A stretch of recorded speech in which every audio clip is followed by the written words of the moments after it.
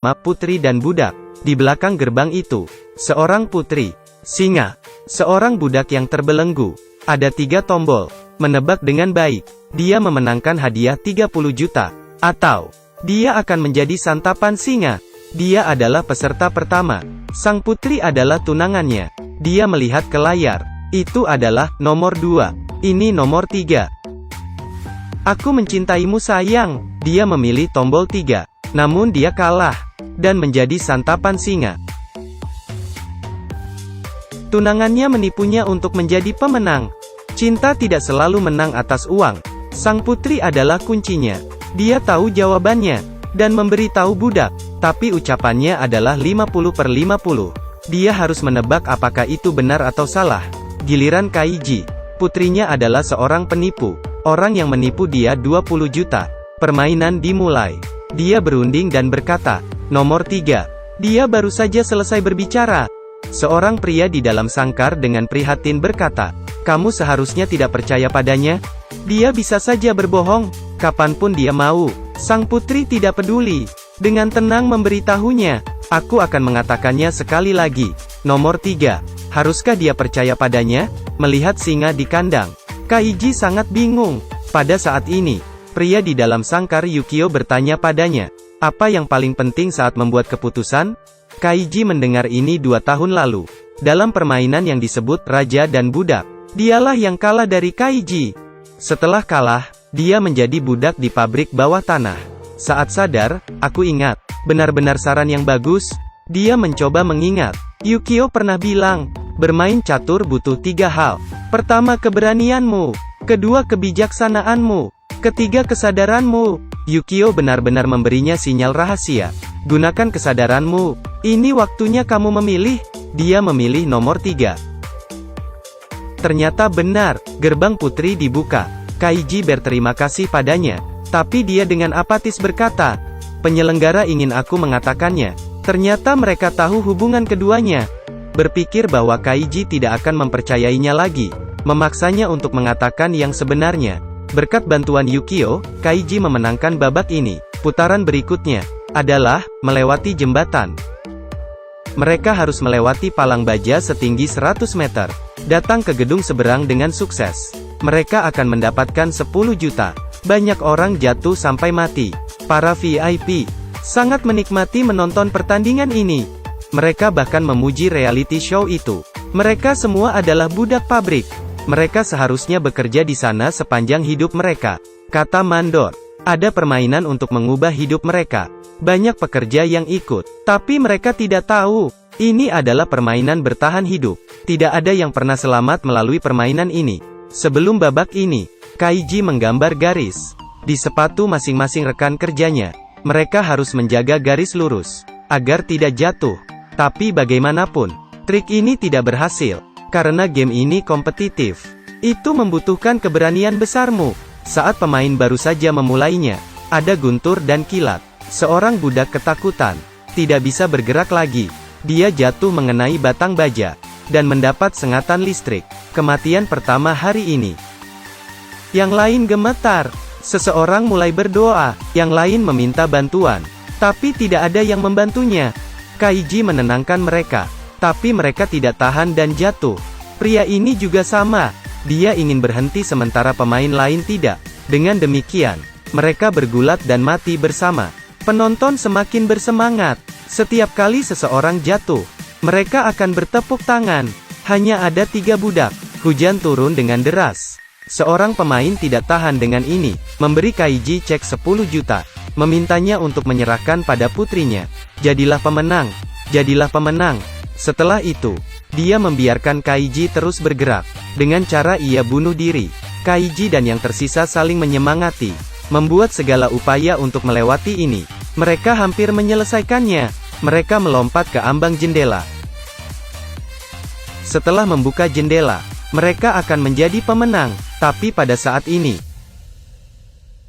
ada sesuatu yang salah. Kaiji ingin memperingatkan pria ini. Tapi sudah terlambat. Tunggu. Ketika membuka pintu, karena perbedaan antara tekanan dalam dan luar, dia terlempar. Begitulah cara dia meninggal. Kaiji mencoba memasuki rumah.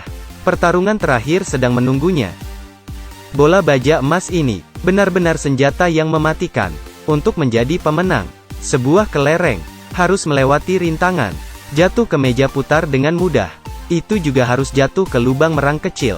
Di setiap meja putar. Tampaknya sangat sederhana, tapi game ini sebenarnya tidak mudah. Kebanyakan dari mereka kalah. Tetap menjadi budak seumur hidup. Sekarang Kaiji adalah pemain baru. Saat dia mulai bermain, bola dengan mudah melewati paku baja. Jatuh ke meja putar. Bukankah dia beruntung? Tentu saja tidak. Kali ini penyelenggara datang, menghentikan permainan. Apakah kamu pikir aku idiot? 1 minggu yang lalu, kamu berpura-pura menjadi penggerak, memasuki ruang permainan, diam-diam mencungkil atap, ubah bola menjadi yang lebih kecil. Jika tidak, mengapa bola-bola ini dengan mudah bergerak seperti ini? Dia dengan percaya diri mengambil bola, menggunakan baki untuk memeriksanya. Ia terkejut. Karena bolanya masih sama, Kaiji tidak berbuat curang. Lalu mengapa bisa seperti ini? Ternyata, Kaiji dan rekan kerjanya datang ke ruangan itu, tapi mereka tidak mengganti bolanya, tapi menyesuaikan paku baja, membuatnya lebih besar, dan menempatkannya ke bentuk aslinya. Karena mereka tahu, penyelenggara menggunakan batang penyesuaian ini setiap hari. Dia harus menyesuaikan paku baja ini. Tapi yang dia tidak tahu adalah, setiap hari tindakannya membuat lubang lebih besar. Itu benar-benar dia yang melakukannya. Tapi tuan rumah tidak tergerak sama sekali. Dia hanya pion. Di hadapannya dia memiliki organisasi lain di belakang. Siapa yang akan memiringkan mesin game? Ternyata mesinnya miring ke depan. Jadi bola akan kehilangan inersia di papan ketiga karena gravitasi. Dan tidak bisa jatuh ke dalam lubang merah. Selain itu, tidak hanya papan yang dimiringkan. Bahkan mesinnya juga miring. Juga papan di sekitar mesin game, memiliki rasio kemiringan yang terpisah. Tapi pengontrol telah meremehkan Kaiji. Bola telah memenangkan gravitasi. Bagaimana itu mungkin? Ternyata, Kaiji sudah menemukan rahasia permainannya. Dan taktik mereka adalah memiringkan seluruh bangunan. Dan mengambil keuntungan dari bangunan miring. Mereka mendapatkan sendiri 20 aliran air. Kemudian isi dengan 20 ton air. Dengan cara ini, seluruh bangunan akan miring seperti pisa. Dan papan akan seimbang lagi. Tapi bagaimana tuan rumah akan menyerah kalau begitu? Dia memegang remote control, dan menyesuaikan kembali mesin game. Bagaimana mungkin dia bisa melakukan itu? Ternyata jika papan condong ke belakang, maka bola akan lebih sulit untuk jatuh melalui papan pertama dan kedua. Maka tidak ada kemungkinan bola akan benar-benar sampai ke papan ketiga. Dan rencana pengontrol game akan gagal. Kaiji menjadi bingung. Meskipun orang-orang masih menyemangatinya, dia juga harus menggunakan bola terakhirnya. Ternyata, keberuntungan tidak berpihak padanya hari ini. Dia putus asa menonton bola bergerak ke tepi. Tapi kemudian muncul ide. Jadi begitulah cara kerjanya. Berdasarkan situasi normal, bola yang gagal akan jatuh dari tepi. Tapi sekarang, karena mereka mengubah orientasi papan, menyebabkan pipa pengontrol naik, yang berarti tidak mungkin bolanya jatuh. Jadi jika dia bisa mengisi cukup banyak bola, dia mungkin bisa memblokir pipa. Jadi bola itu akan benar-benar jatuh ke dalam lubang merah. Tapi apakah itu berarti dia membuang-buang uang untuk bola-bola itu? Papan pertama terisi begitu cepat. Kemudian datang papan kedua. Tapi uang yang Kaiji pinjam sebelumnya sudah habis. Temannya mencoba meminjamkannya lagi. Akhirnya, ada satu bola tersisa yang menuju ke lubang merah. Kaiji sangat gugup melihatnya bergerak. Bolanya menjatuhkan bola lainnya. Ini sebenarnya mengambil keuntungan orang lain. Semua pemain sangat marah. Tapi aturan tetap aturan. Para penjaga membawa Kaiji kembali ke pabrik. Pada saat ini, penipunya yang juga sang putri datang. Gunakan kartu saya. Dia bertaruh pada hidupnya. Meminjamkannya 10 juta tanpa berpikir. Kaiji terus bermain. 3 meja putar penuh dengan bola. Pada akhirnya, angin dari lubang tidak tahan dengan berat bola baja.